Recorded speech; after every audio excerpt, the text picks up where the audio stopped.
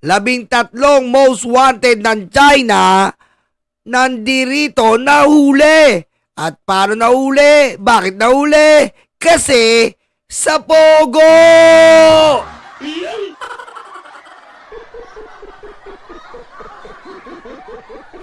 Di ba? Kinupkop ni Digong ng matagal na panahon. 13 most wanted sa China. Kinupkop ni Digong. My God! May adik tayong presidente. Digong. Huli. Sila nahuli dati, pero ngayon, nandito na po sila. So, tuloy-tuloy yung kaso laban sa kanila. Next, please. So, Yan po yung nahuli ha. Teka, lakihan natin. Kasi baka makapirit tayo ng ABS-N. Yung mga nahuli. po, ayun. Buti Ayan na. si Wu Yuting. Ang pangalan niya, Wu Yuting.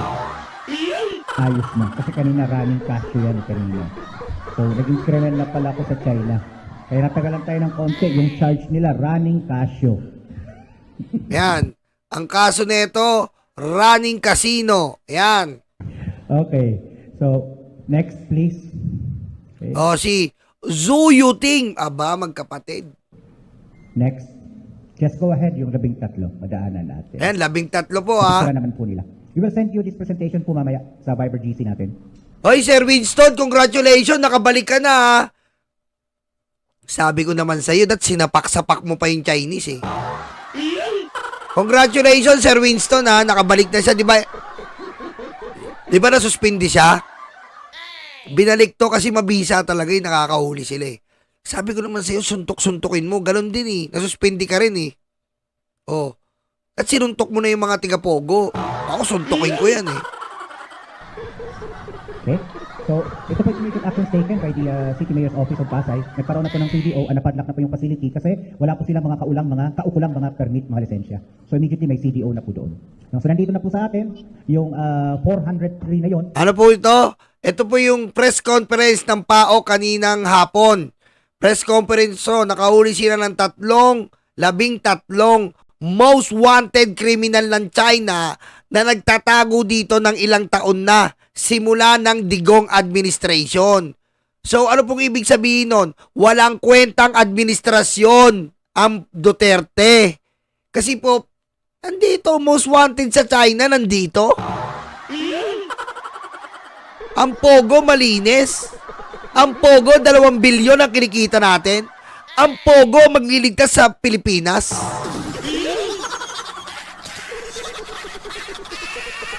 Oh. 6 na buwan tapos na ang droga. Yung pala 6 na buwan ubos ang Pilipino.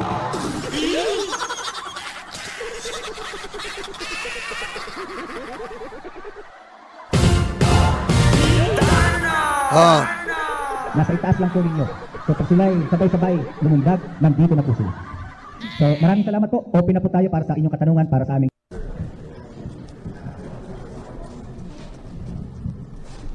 Di ba, nagkaroon pa nga ng, ng storya na paparating pa lang kami from the application of the search warrant, may nag-aalisan na doon sa Pogo Hub. So, yun nga, nagulat na lang kami na yung ibang hinahanap namin doon sa mga Pogo raids na ginawa namin before, nakita namin dito sa raid na ginawa naman natin sa Pasay. Apakagaling, di ba?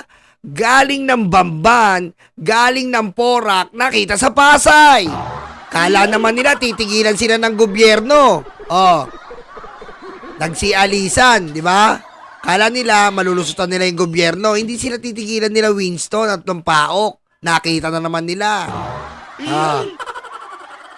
Government units as lead agency. Based on the integration number 11,000, yung pa rin? Or would you, yung assessment nyo, pwedeng mas mataas, 11? Sa tingin naman namin, kung 11,000 yan, siguro unti-unti nababawasan na namin, like itong huli namin ngayon, that's less 400 mahigit, and then yung mga previous rates pa namin. So siguro unti-unti nababawasan na rin namin with, of course, with the help of the other law enforcement agencies like the NBI and the Philippine National Police. Pag-describe po ng mga nanggaling sa mga Pogo sa bansa at Porac. Yeah. Ano yung profile mo yun? Yung very prominent doon sa mga nahuli natin from Banban and the Porac Hub, Pogo Hub. Yung isa doon, yung parang bugaw ng mga babae. Kasi may mga witness kami na nagsabi na itong isang pogo worker na to na nakita nga natin doon sa previous raid natin, involved sa pagbubugaw ng mga Vietnamese na prostitutes. And the other one, may naituro rin ng isang witness natin na involved naman sa pag-torture o pananakit at pananakot doon sa mga pogo workers dito sa Metro Manila. Ang pagkakit ng pwede tatlo po yung mga nanggaling sa lupa. Yung isa naman, may Kita mo paano nakalusot to kila Digong. Hindi kasi mahuli to. Hindi nila hulihin to. Di ba drive-thru lang yung ano natin noon, natatandaan nyo po. Nung pinapasok ang Pogo dito, drive-thru lang ang mga Chinese.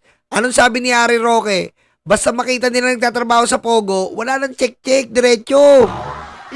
Oh. Wala nang check-check, diretso. Oh, ano nangyari? Naging tambakan tayo ng mga kriminal. Kaya yung mga krimen no ng mga Chinese, ayan, oh, di ba? Sunod-sunod. Napailan natin ang kaso yun, no? Ayun, napailan namin siya ng kaso. Dito sa Pogo Hub na ito, kung nasaan tayo ngayon, siya ay isa sa mga boss dito. Sir, paano yung direction na sila?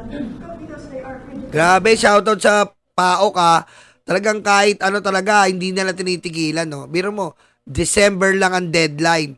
Meron pa talagang mga nangangahas na akala nila hindi titigilan ng gobyerno ang Pogo. Oh, may nangahas, huli. At yung nahuli pa nila ay matagal na pala dito. Yung 13 most wanted.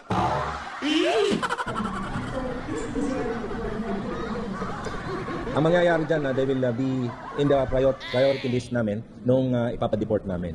And since meron na talagang mga dokumento, especially the documents coming from or provided by the foreign counterparts, yung mga na sila ay wanted doon sa kanilang bansa. So that will be our base. Kita niyo po, narinig nyo wanted to sa China. Nandirito po ng ilang taon. Wanted. Palakpakan naman natin ang Duterte administration.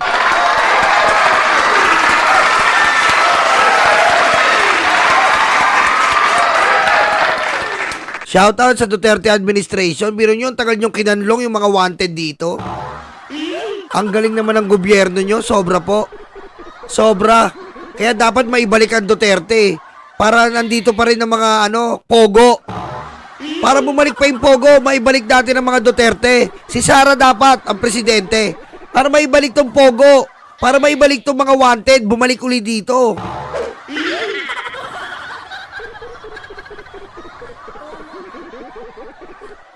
Oh. Diba? Tapos yung droga para matapos na uli ng 6 na buwan.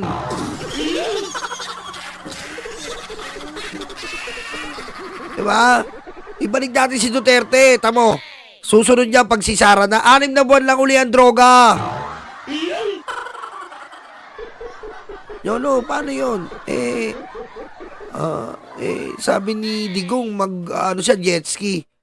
Di si Sara, magbe-betting suit ako papuntang West Philippine Sea at China. Yan ang ipapangako niya, pustahan tayo. Pag si Sara presidente, nangandidato yan, pupunta ako ng China.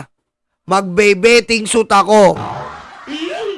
Yan ang ipapangako ni Sara.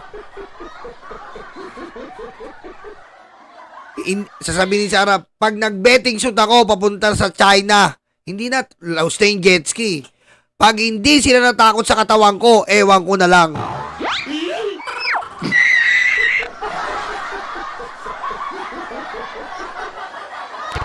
Hi friends and not friends and not friends.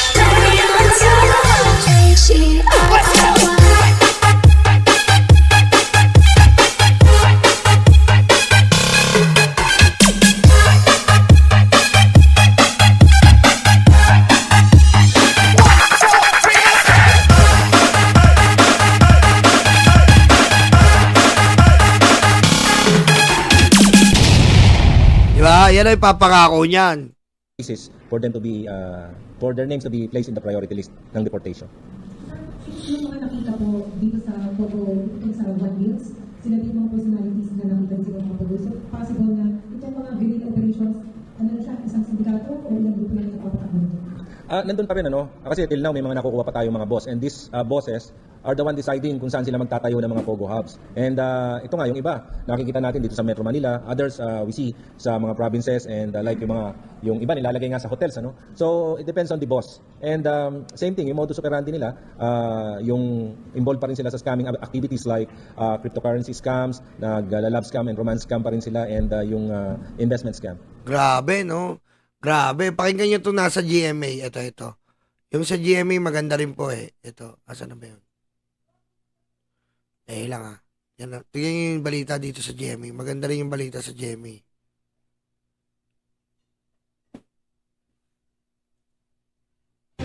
Labing-tatlong pugante mula China ang hawak na ng Presidential Anti-Organized Crime Commission.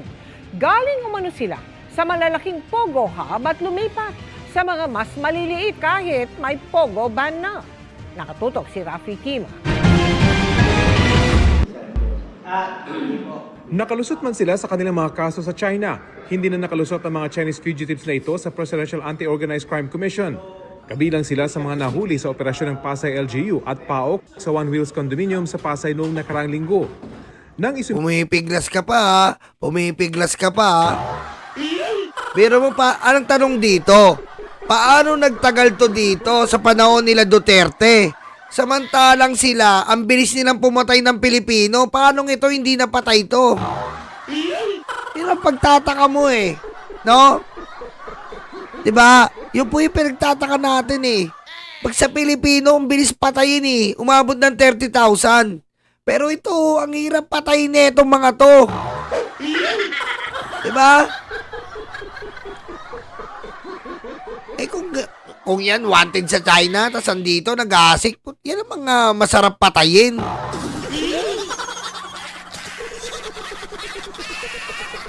Tumitin ng PAOK ang pangalan ng mga Chinese sa kanilang embahada. Doon na nadiskubring wanted ang mga ito sa China. Oh, wanted sa China. Okay, kita mo, wanted sa China, hindi na-detect ng Duterte administration. Diba? Dapat talaga, ang bobo-bobo talaga ni Digong. Sobrang bobong presidente ito. Ganyan yung ginawa ng Chinese Embassy. Kinuna nila ng biometrics and then naglabasan na yung mga totoong pangalan nitong mga to. Okay, tamo? Biro mo dapat nung pumunta yan dito ng Duterte administration, na-detect yan na wanted. Oh, bakit? Oh, bakit di-detect dapat ng immigration yan? Kaso hindi. Bakit? Siyempre, kikita sila Digong. Kikita sila eh. Oh, sabi ni Harry Roque, malaking pakinabang ang pogo sa presidente. Pero mo hindi nila na-detect to? Most wanted sa China, 13, hindi na-detect? Magtataka kayo, no? Diba? Pero yung Pilipino, pero mo yung Pilipino, lumabas lang yung bata, binaril. Diba? Lumabas lang yung bata, binaril. Bakit? Pusher daw. Na-detect nila. Diba yung namatay na bata? Lumabas lang, binaril. Pusher daw. Nangangalakal daw ng droga.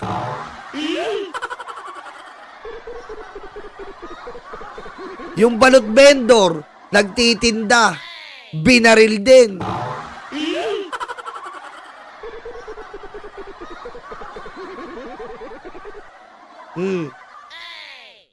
Diba? Ang bilis nilang makadetect pag Pinoy. Pag kababayan natin, nadidetect nila. At pinakamasaklap ng sinapit, binabaril. Oh, kasi nga, bukod sa accomplishment nila, may pera pa silang natatanggap. Samantalang yung mga ganito, alam mo yon, most wanted sa China, hindi nila binabaril, no? Hindi nila binabaril o gulpihin man lang.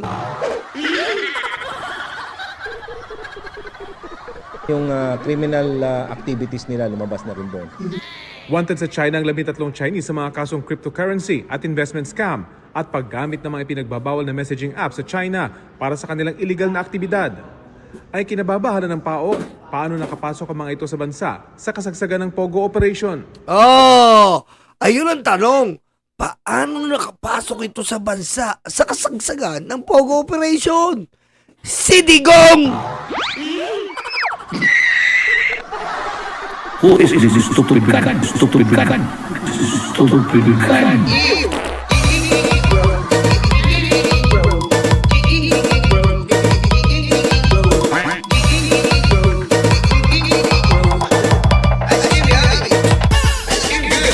Hindi po siya naliligo. Diba? Paano nakapasok? Siyempre kay Digong. Anong sabi ni Roque? Basta magtatrabaho ng Pogo, parang drive-thru lang. Kasi malaki ang kita natin sa Pogo, 2 billion. Drive-thru lang yan sa airport. Saan ka nagtatrabaho? Chicha, Pogo. Pasok! Saan ka nagtatrabaho? Chicha, Pogo.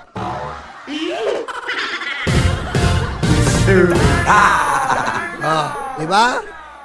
Especially those with red notice or may Red blue notice, notice na yung mga yan or wanted ng Interpol, automatic pagpasok dito yan mag-red alert na kagad eh. Kita mo, wanted ng Interpol pa pala. Branded, man!